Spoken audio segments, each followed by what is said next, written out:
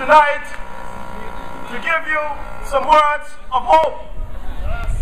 And Antigua needs hope more than anything else right now.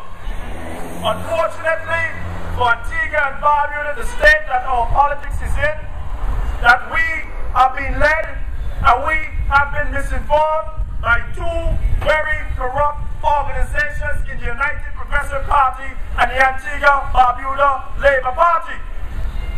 Their only goal is not to make your life better, but to make their life better. And that is the only reason that you will see them now more than ever than the last 5 years. Where was the UPP when they were building Golden Grove playing field? That monstrosity in that playing field. Who has accounted for that monstrosity? Will Fillmore Benjamin, who intends to run on the UPP ticket in this election, hold the United Progressive Party candidates, their supporters, responsible for that playing field? Hundreds of thousands of dollars have been spent of your money. It is not Winston Williams' money.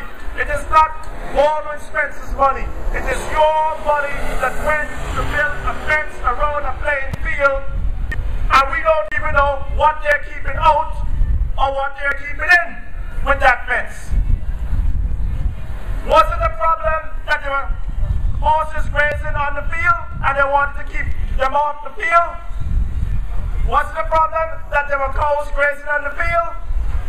Why did they spend hundreds of thousands, if not millions, building a cement fence about a field full with grass?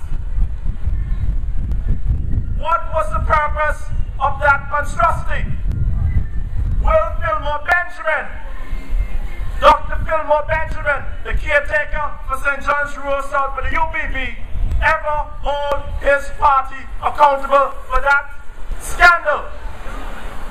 Will Winston Williams, the former representative and caretaker, tell us what happened on that playing field? Because it is your money. Ladies and gentlemen, what I'm going to tell you tonight, it is an ultimatum to Fillmore Benjamin and to Chico Lake. We are asking you, Fillmore Benjamin and Chico Lake, to wave the white flag of surrender by the 15th of March, next week Saturday, or else you will face the full campaign offense of the Antigua-Barbuda true Labour Party. For far too long in Antigua and Barbuda, we have been voting for these people every 5 years. And now they have programmed us that is not even policies you're looking at. Or they have to show up to you like if you were a bull.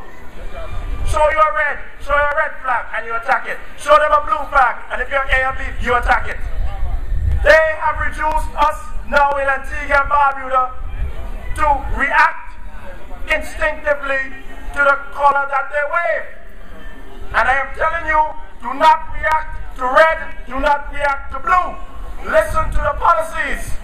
Because I have seen within the last month, the Antigua Labour Party have a whistle stop in Golden Grove Extension. And they have the flag, and they have the shirt, and they have the banners, and they have the rulers, and they have the keychains, and they have the red cup, and they have the red pen, and they have the red shoes. And they're driving from the top of the extension to the bottom of the extension. But has anybody seen the representative? That is my concern. Has anybody seen the representative? They are showing you their red colors. They are showing you their blue colors. But have you seen these people? What is the policy? What is the plan for Antigua and Barbuda, and more in particular, St. John's Rural South? Yes, what is it? Do not react like if you're an animal to stimuli a red shirt or a blue shirt. Tell them, bring the policy and come. Ladies and gentlemen, my problem with Chico Lake is not only political, it is personal. And let me tell you where it stems from. My grandfather, Vere Bird Sr., and Lydia Bird, my grandmother, started their family right here where ZDK is. That's called Brian's pasture. It was Lydia Bird's father that gave her that property. That is where my father, Vere Bird Jr., was born, right there. And what happened was that Tico Lake used to hold his branch meetings up at Golden Grove School. But people from Top Hatters and Bottom Hatters said they didn't want to travel all the way from here to go over to Golden Grove School. My father was alive at the time, so what we said, Mr. Lake, you can use our chambers to hold your branch meetings. But what happened to Tico Lake is, where he went out of me, was that Tico had a choice. Instead of honoring the branch and their wishes to who they wanted to lead them in the convention, Tico Lake went and hijacked the branch in order that they will vote for Gaston Brown. And what he did, he would never in my eyes be fit to represent this constituency, because Tico Lake rigged the convention in my law chambers right here on Bird Road. We left the keys to my chambers down at the guard desk, and that was where Tico had his branch elections. And what the man went to do, instead of looking out for his branch, which gives him strength in this constituency, Tico went and rigged the convention, the branch election to elect delegates to the convention in my chambers. My mother always taught me good hygiene. You don't shit and eat in the same place. It is unhealthy. But what he went and did in my chambers is more than unhealthy. It is a traitor. Because if you want to go and do that sort of nonsense, rigging conventions, his father lives just up the road. Go do it in your own house. Go do it in your father's house. Don't do it in my chambers. It is personal. Because the people of that branch, the people who I saw 2004 when the ALP were at their lowest point, they were not given the opportunity to vote at the convention. Because Tico Lake felt they were not going to vote for Gaston Brown, and therefore he took them off the list, even though they were elected to go and cast their vote. And if a man can already start, he doesn't even have a 5-year political career, and he can start to take in names off lists and to be practicing undemocratic practices, then where is St. John's Roosevelt going with that? Tico Lake was someone that I supported. 2009 when Tico Lake ran with the support of my father, it was not my father alone. My mother supported Tico Lake. Vere Jr. has 10 children, and all 10 of them supported Tico Lake. But you know what?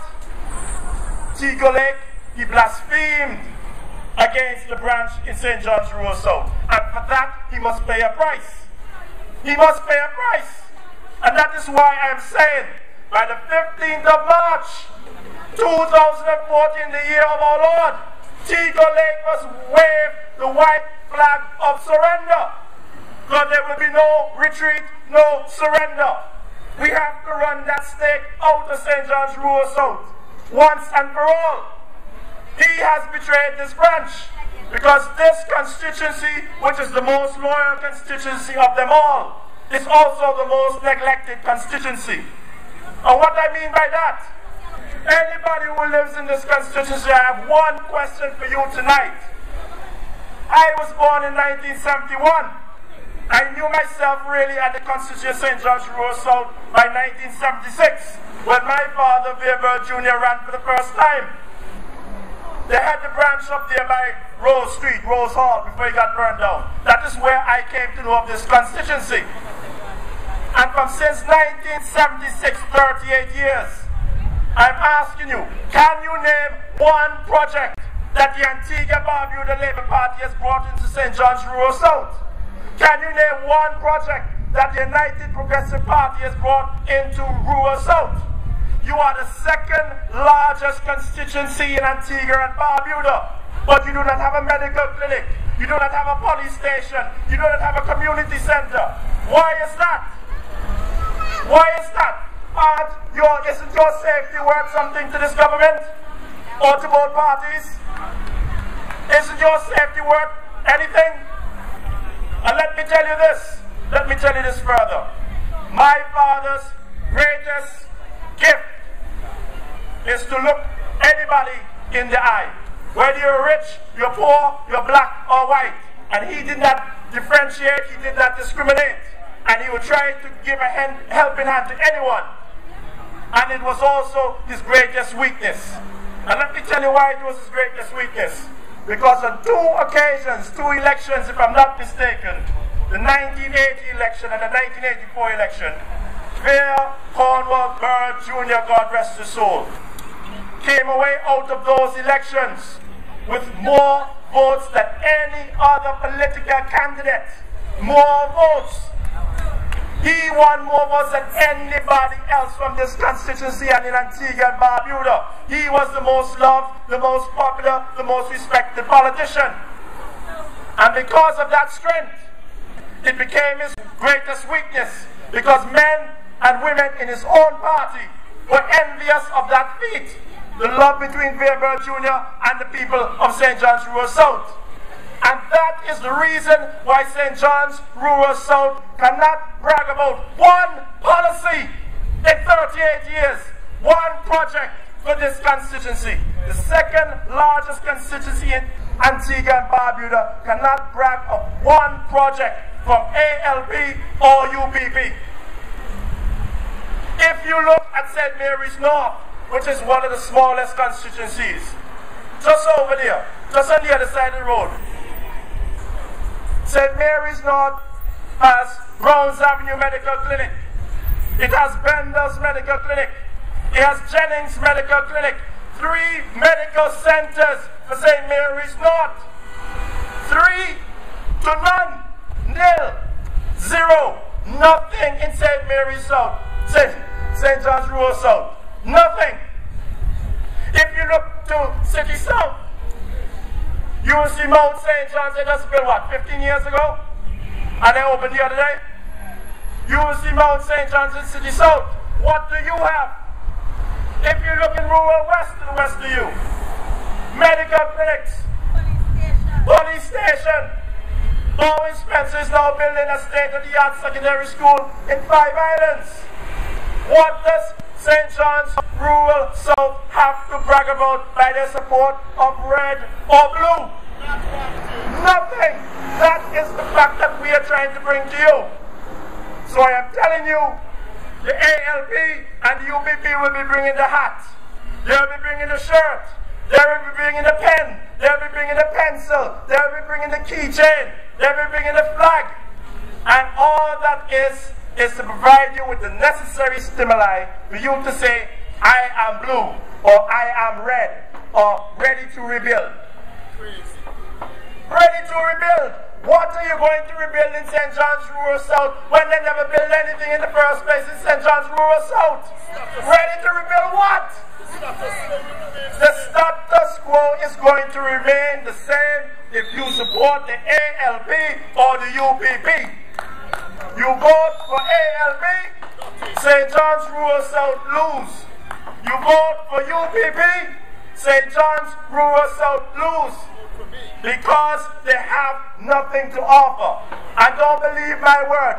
You look around this constituency and you tell me, what project has either of these other 2 main parties brought to this constituency?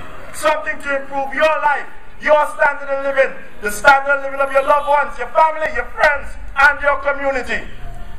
Do not respond to the stimuli. You are not a bull. You are not a horse. You are not a cow. You are not El Toro. That when you see red, you automatically respond and you charge at it and say that's evil. Or you see blue and you start to want to put it. Watch these people very carefully. This is the message that they don't want to bring out. Because all it is within the Antigua Barbuda Labour Party and the United Progressive Party, it is a game based on winner takes all.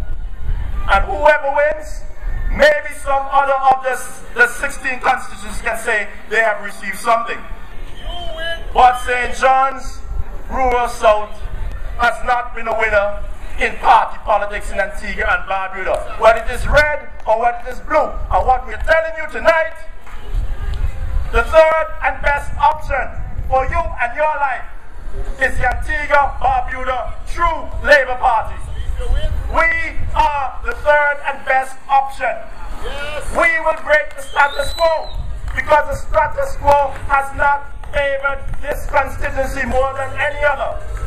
This is the most neglected, the most marginalized, the most forgotten about, the most taken advantage constituency in Antigua and Barbuda. And if you put your X in ALP or UPB, the status quo remains the same. What can the Antigua Barbuda True Labour Party do for you? That is what I'm going to tell you about right now. Economically, our plans consist of a three-stage approach.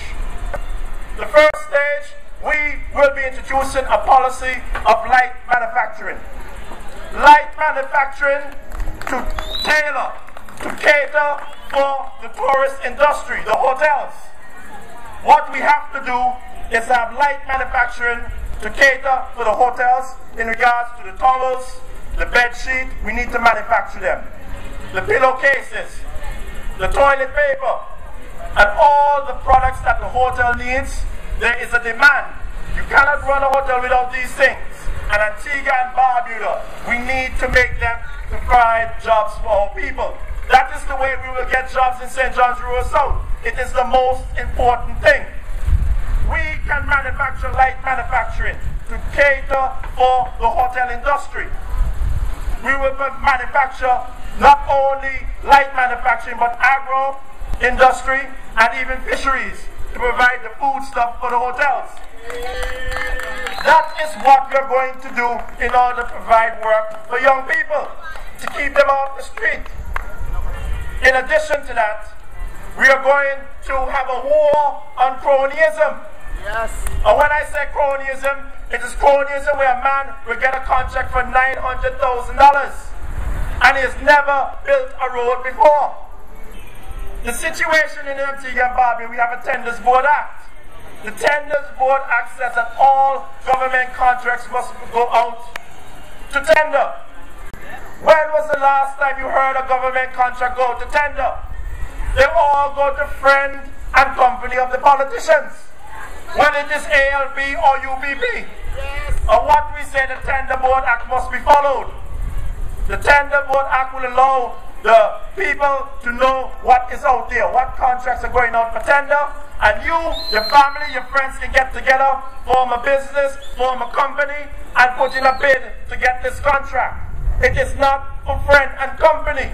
You should have the right to bid on the contract. And what we're saying, it is in the law already, but the law does not have any teeth. And if the politicians don't do it, then what? That is the problem we have in Antigua and Barbuda today.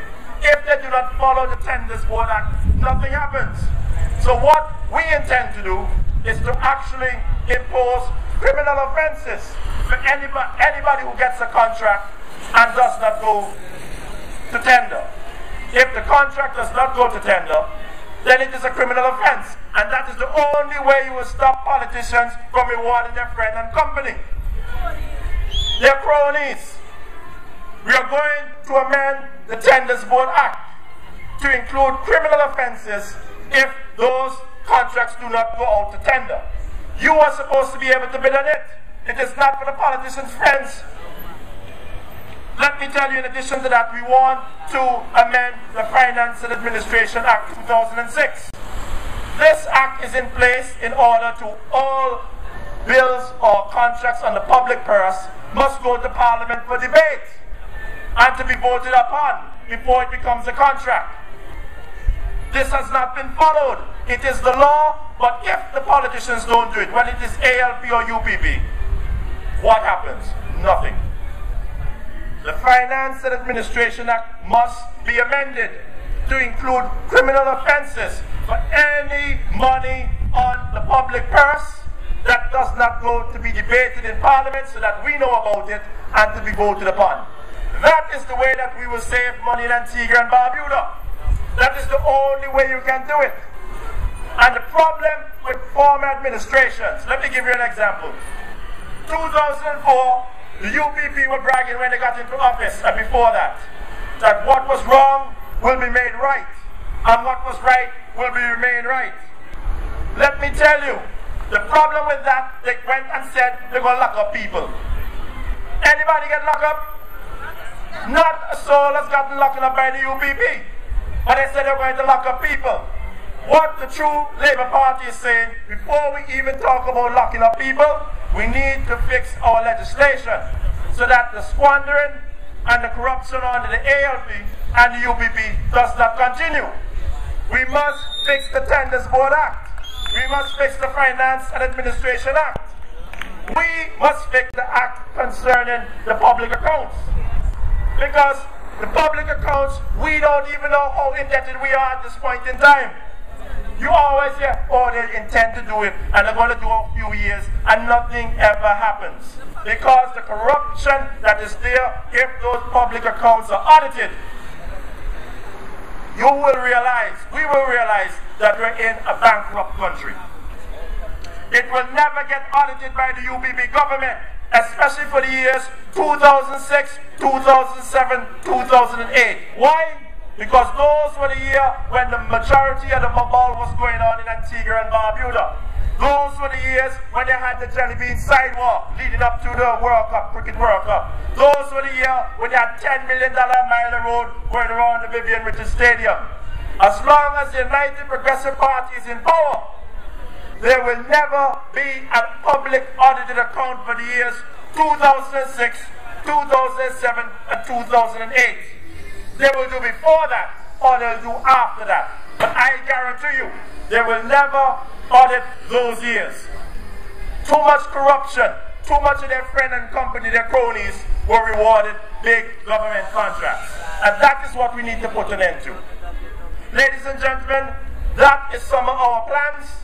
Those are two plans I've mentioned. We're going to start light manufacturing to provide work, catering for the hotels. Second, we're going to have a war on cronyism, because you are supposed to know about these government contracts, and you and your friends can form a business or a company, and you can go and put in a bid. And the person who has the most affordable price, the person who can do the work the quickest and at the highest quality, is technically supposed to be the person who gets the contract. And that is what we're saying. So that is two: light manufacturing, a war on cronyism, because we're going to amend the legislation to criminalize offenses where they do not follow these acts. And last but not least, the Antigua Barbuda True Labour Party will legalize marijuana. We are going to legalize marijuana. It is about time that Antigua and Barbuda has an open discussion like adults about the benefits of legalizing marijuana. Now, when we say legalize marijuana, we are not saying that we get into office today and tomorrow we pass the act and everybody just smoking ganja in the street and they have little old ladies with their tray selling different amounts of ganja. What we're saying, it will be highly regularized. It has to be regulated.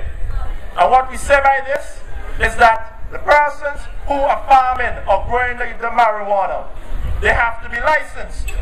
They have to pay their social security, their education levy. They have to pay all their taxes, their medical benefits. And what happened? Just like when you have a liquor license, you have to be licensed to grow marijuana in Antigua and Barbuda. The state will issue the permits. You make an application to sell it, you pay your taxes, and you'll be issued a certificate, and you will be allowed to sell marijuana. No, to farm it, to grow it. But anybody else who is growing it, it's still an illegal act. The farmers will sell the marijuana to the government, and there will be people who will be licensed to sell marijuana. It is not going to be a chaotic state where any and everybody can sell it because it's legal. You have to have a license. You have to be highly regulated. The dealers who are selling the marijuana, it is just like a liquor license. In that sense, you will have to pay all your taxes, your social security, your medical benefit, your education levy. You will be issued a certificate, allow you a year, 2 years, or whatever period of time to sell the product. The police or whatever regulatory commission will be checking, inspecting your premises to see that you're not watering it down, you're not putting other substances into the marijuana. And what we're saying is that even if we get into power, it must be by a referendum. Meaning that it is not my choice as a politician because I want my seat. It is not the UPP's choice. It is not the ALP's choice. It is the Antigua and Barbuda people make this decision in a referendum, a fair referendum, that is what they want to do. They want to legalize marijuana, and I believe if a fair referendum is held, that it will be successful. I am in support of selling marijuana. You know why I'm in support of selling marijuana?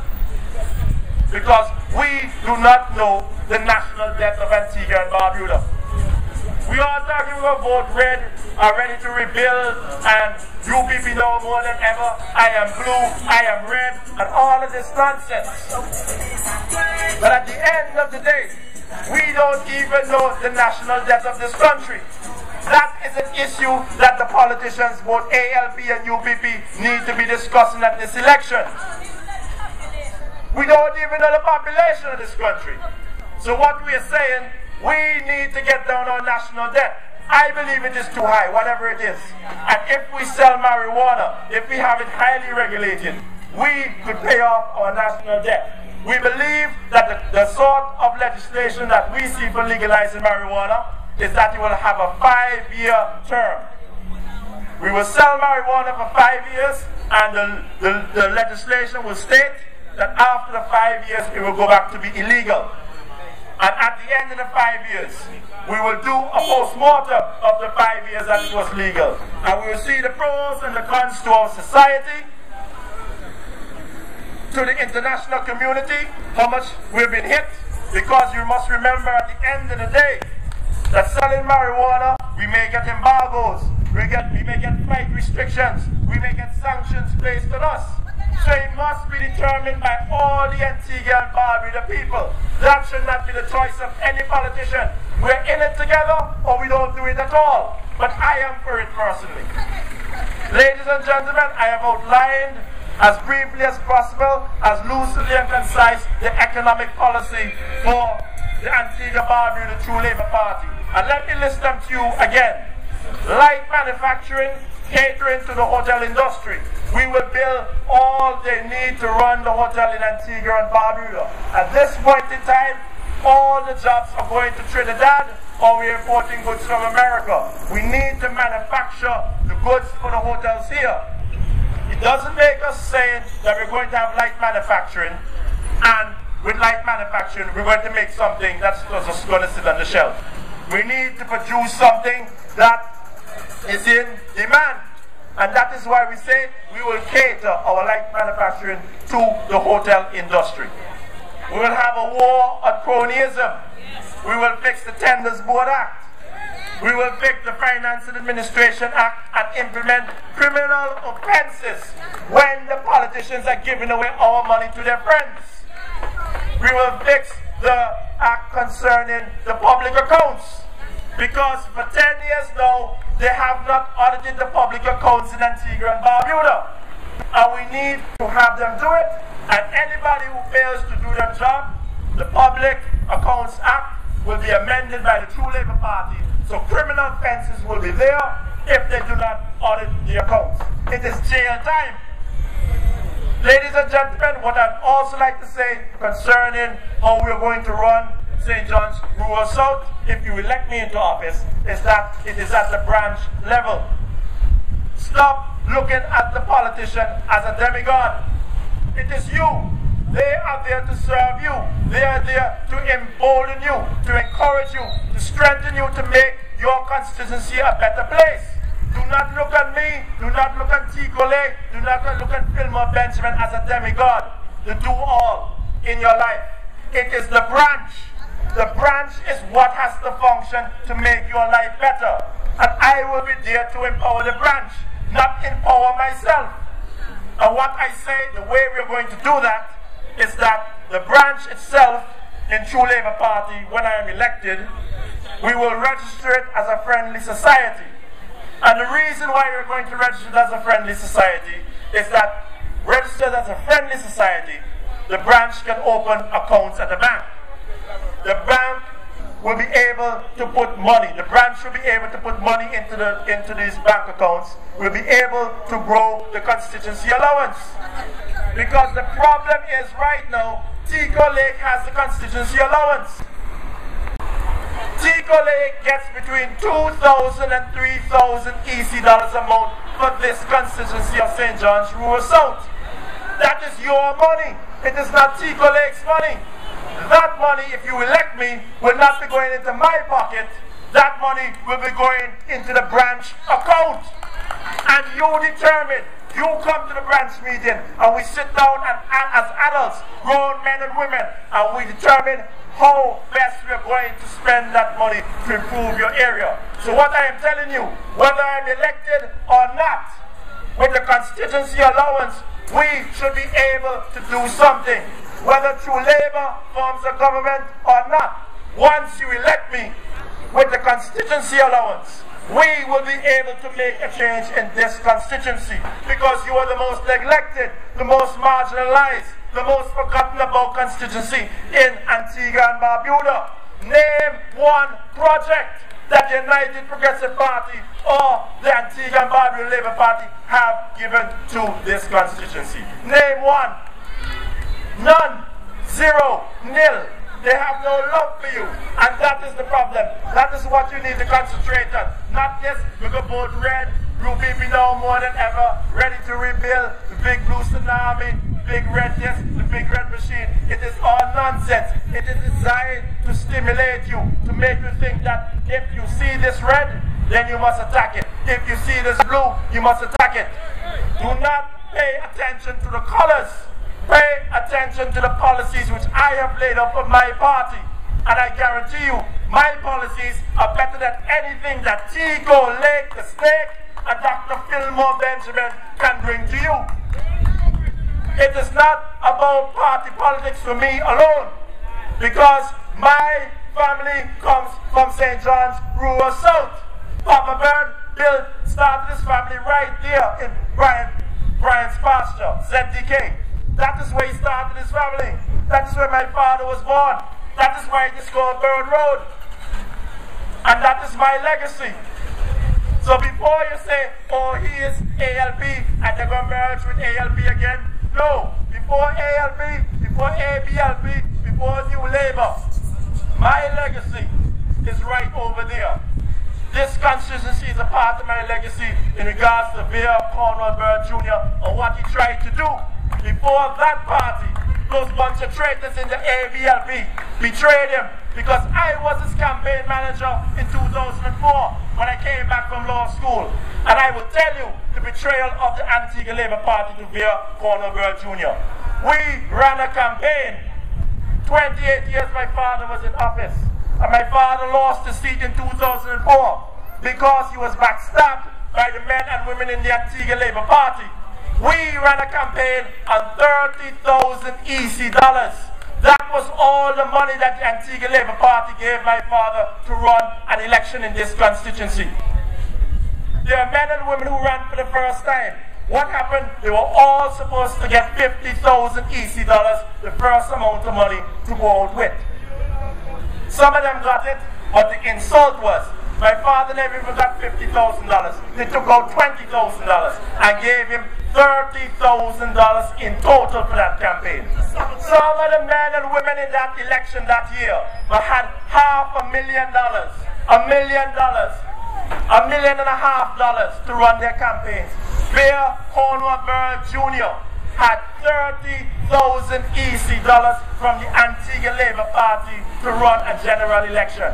That is the sort of betrayal that you can say the UPP is our political opponent, but he was stabbed in the back by his own comrades. And that is a reality. And I will challenge anybody from Lester Bird to Gaston Brown to Asset Michael to tell me that I'm a liar.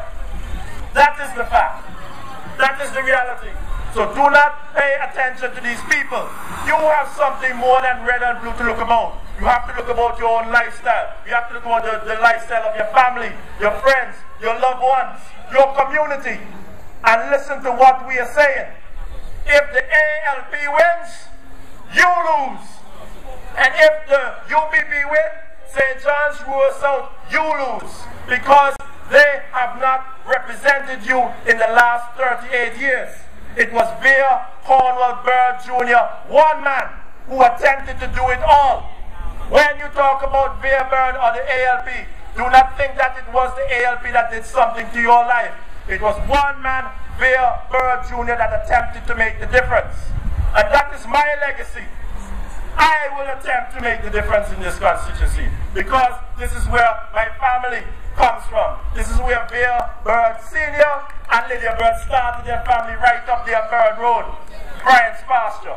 And I'm not leaving. I'm not leaving it for nothing. No, the ALP, they want to offer me an ambassadorship and to become a senator and all this sort of nonsense. I cannot be bought. This is my legacy. And I commit myself to serving you. And on election day, I will be there and on the ballot, on the ticket of True Labour Party. So have no fear. True Labour will be there. Without fear or favor, vote for Vere Bird and True Labour. Buenas noches!